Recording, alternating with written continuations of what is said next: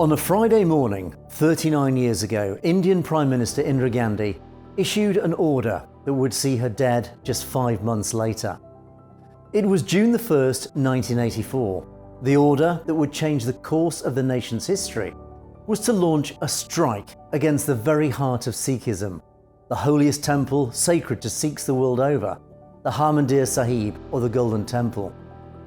The repercussions of this shocking order would resonate across the world and set in motion a chain of events that impacts India even today. This is the story of Operation Blue Star.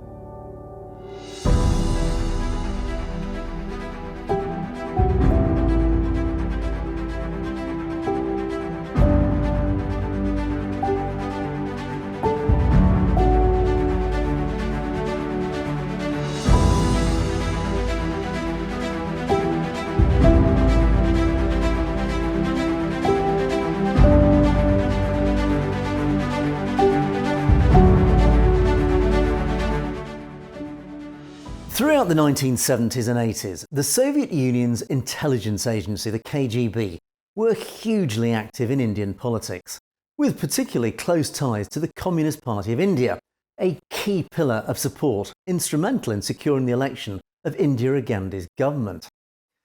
Indo-Russian relations were at an all-time high, with Russian rubles pouring into the country, securing influence across New Delhi and the Indian media, which became packed full of Moscow-driven stories designed to manipulate Indian politics throughout the time.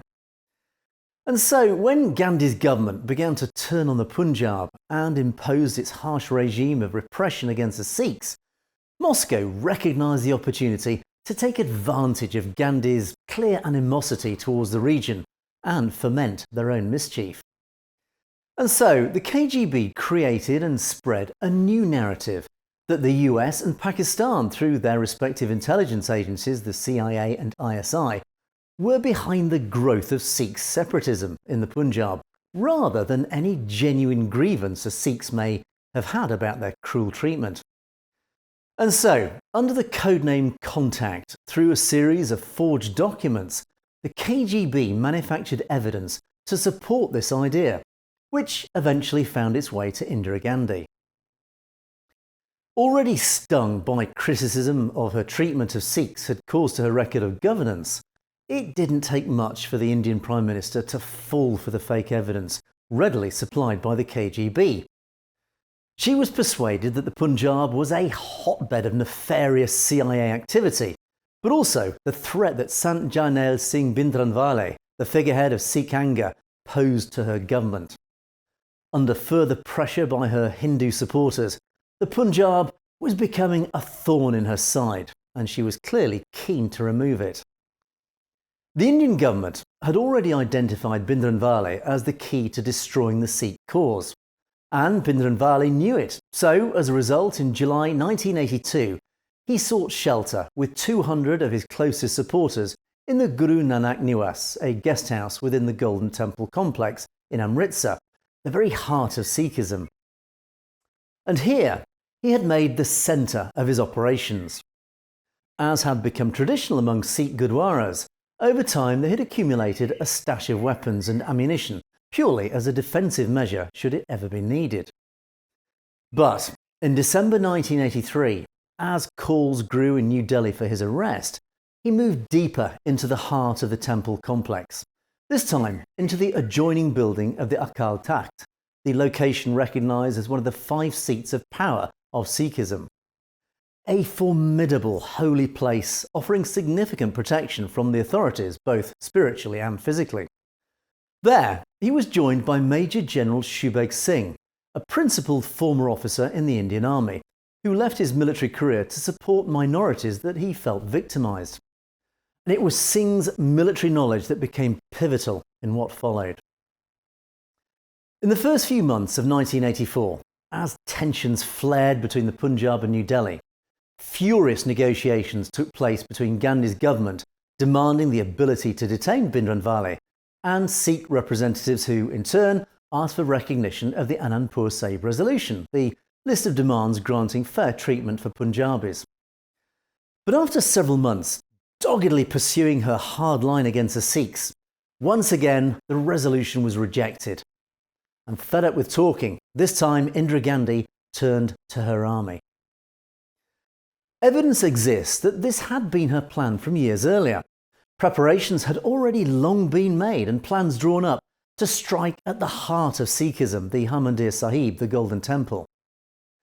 With BHINDRAN sheltered there, this was her big opportunity to finally exorcise her Sikh problem once and for all.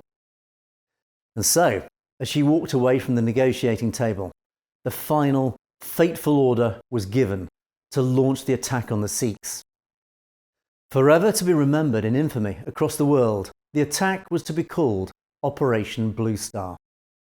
The date of the attack was cynical and calculated. The 1st of June was the martyrdom day of Guru Arjan, the 5th Nanak, the builder of the temple, who had himself been executed by the state over 450 years earlier. Thus, it was one of the most heavily attended times of the year, as thousands of Sikh families congregated for the annual Day of Remembrance, and the temple complex swelled with women and children. As the first few battalions of troops began to surround the site, at 12:40 p.m, the order to open fire was given, and small machine gun fire began hitting key points across the complex, designed to gauge the strength of BHINDRAN forces. But desperate to minimise casualties, BHINDRAN didn't respond, giving strict orders that no shots should be fired unless the army entered the complex. In this first skirmish, it was reported that pilgrims were hit and killed by the machine gun fire. Simultaneously, across the Punjab, 3 army divisions had been deployed to similarly raid 41 other Sikh Gurdwaras. These opening shots were just a taste of the storm about to be unleashed on the innocent families huddled in the confines of the complex. The following day, across the Punjab, the state's borders were sealed, and 7 divisions of troops deployed to the villages across the region. As the military vice clamped down across the state, in Amritsar, the army prepared the ground for their assault on the temple and took complete control of the city, sealing off all the exits. As night fell, the world's press and media who had gathered to witness the developing story were gagged, and in many cases shipped off in military vehicles and dumped far away from the scene. Public transport was suspended, and more sinisterly, the water and electricity supply to the city was suddenly switched off. The scene was set. The eyes of the press had been removed. Thousands of Sikhs trapped in the temple, and as the growing ranks of the army began to line up, they trained their guns on the complex. The following morning, the army announced a 36-hour curfew across the state, and as the day wore on, the authorities began to sever all communication lines, cutting the state off from the outside world in a complete communications blackout. And yet, as the ominous preparations unfolded, thousands of pilgrim families arriving into the city were allowed to continue to pour into the temple complex, swelling the crowds until an estimated 15,000 men, women and children filled the expanses of the temple grounds. But as the curfew fell and the military vice began to tighten, they found themselves trapped, unable to flee as the growing realisation spread that the complex was now surrounded by battalions of heavily armed troops. At 4 a.m, on the morning of Monday the 4th of June, as thousands of innocent pilgrim families lay sleeping, the Indian army launched their assault. It began with the bombardment of the RAMGARHIA Bunga high towers, watchtowers around the site originally constructed to protect the holy complex from desecration. The army had wheeled in heavy artillery, which now pounded the towers. Then the essential water storage tanks and other key points. 25-pound shells tore into the complex, destroying its outer defences. As the brutal barrage continued throughout the day, the pilgrims huddled in fear, and hundreds were killed, including many children. The following morning, the artillery then turned its destructive force on the inner complex of the temple. Aware that BHINDRAN was holed up in the AKAAL TAKHT, the first ground attack was launched by the Army's 9th Division against the building. But the defenders were well entrenched, and under SHUBEG Singh's expert military guidance, the attack was successfully beaten back. As artillery shells continued to batter the buildings and areas inside the complex, outside, the Indian Army began to position themselves to break into the inner complex, allowing them then to attack the key target building of AKAAL TAKHT. Throughout the day, the army attacked and one by one occupied several of the outer buildings, including several other sacred gurdwaras around the site. As the day wore on, wave after wave of assaults battered against the entrenched defenders, whose resistance was heroic. As darkness falls, buildings around the site are ablaze, the fires lighting up the night sky, as artillery shells continue to pound against already half-destroyed buildings. Inside, the defenders, low on sleep and exhausted by the unremitting onslaught against them, continued their fierce resistance, massively outnumbered and desperately outgunned. The Punjabis, a warrior race with a deeply proud history, vowing to rather die honourably than live dishonourably, fought back the waves of commandos with relentless determination, as their most sacred site with its priceless heritage was destroyed around them. Faced with this dogged resistance, and with casualties mounting with each assault, the attackers began to realise they needed to resort to the unthinkable. And so, as the night wore on, the ominous sight of tanks was seen moving into the square in front of the northern entrance to the temple, the clock tower entrance. At 10:30 p.m, a wave of commandos from one para then stormed the clock tower steps, desperate to break into the inner complex, but they were met with ferocious resistance and beaten back. Shortly after, a second wave of commandos finally managed to break through and occupy the parikrama, the walkway surrounding the sacred pool. Simultaneously, the 7th Garhwal Rifles stormed from the opposite side and established a key position on the temple library roof. Now at last the army was in sight of the AKAAL TAKHT, and several attempts are then made at storming the building. But each time they're met with a tornado of resistance from the defenders, each time driving back the assaults. The open space in front of the building becomes a killing ground, and as the casualty list grows, demands for more and more reinforcements are shouted over the military network. Finally, in frustration, Brigadier Dewan of the Garhwal Rifles requests tank support.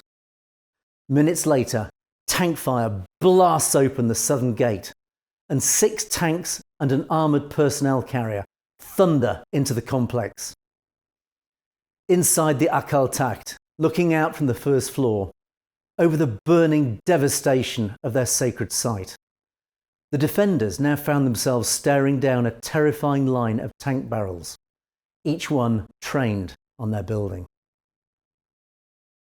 In the early hours of Wednesday morning, the deafening roar of the engines of the tanks echoed around the inner complex.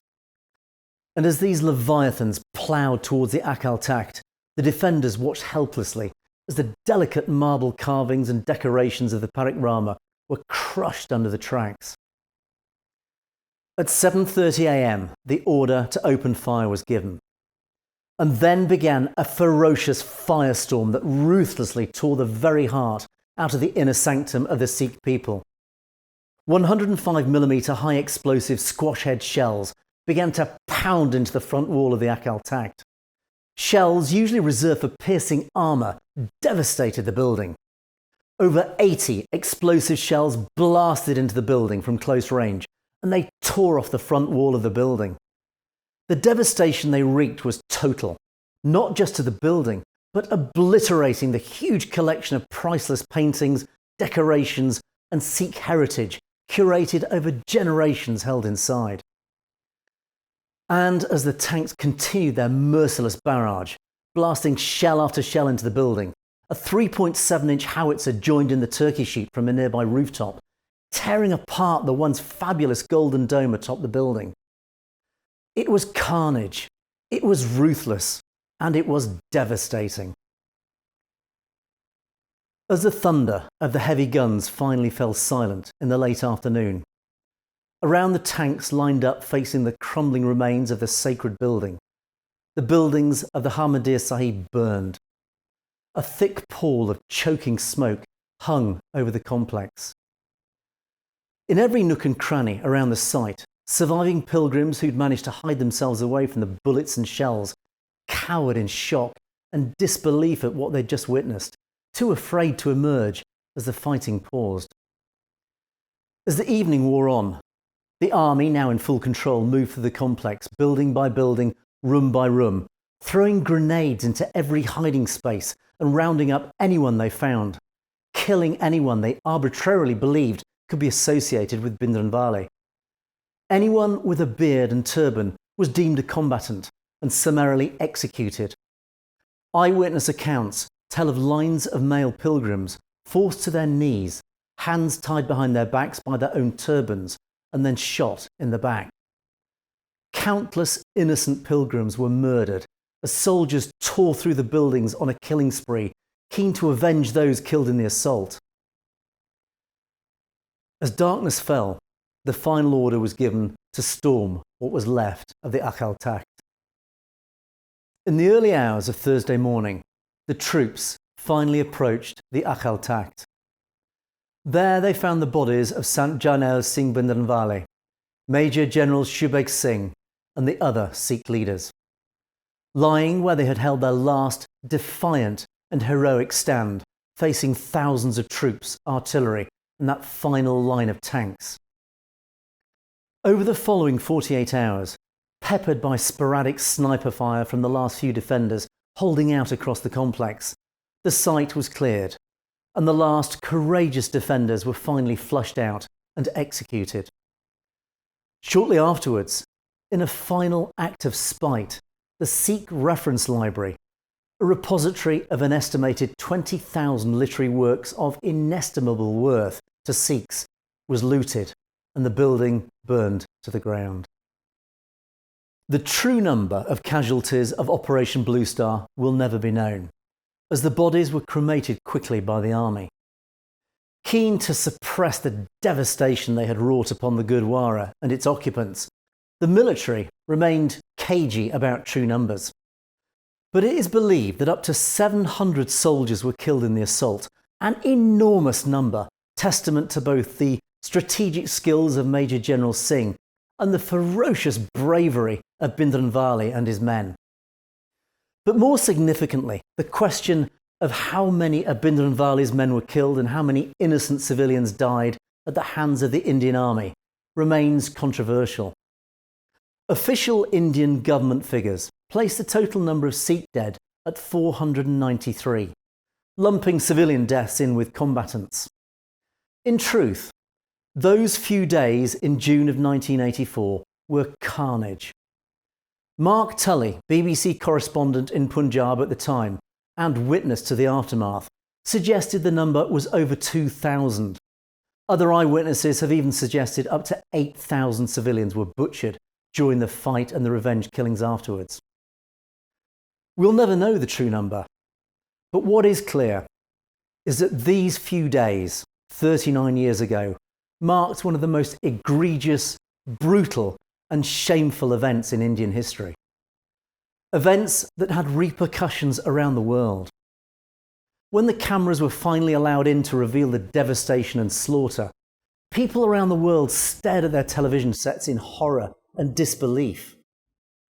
But for Sikhs, the decision by Indira Ghandi to launch an unfettered, no-holds-barred military assault with tanks, artillery and 1,000 seasoned soldiers against one of the most holy and sacred sites on the planet, the centre of their religion, was an unforgivable act.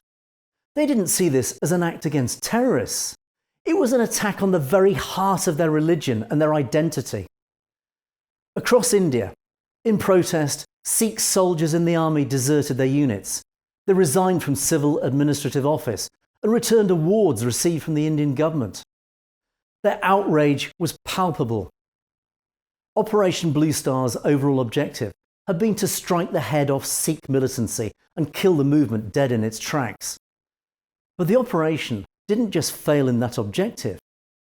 In that one simple act of ruthless madness, it managed to unite Sikhs around the world and rally others to their cause to swell their ranks.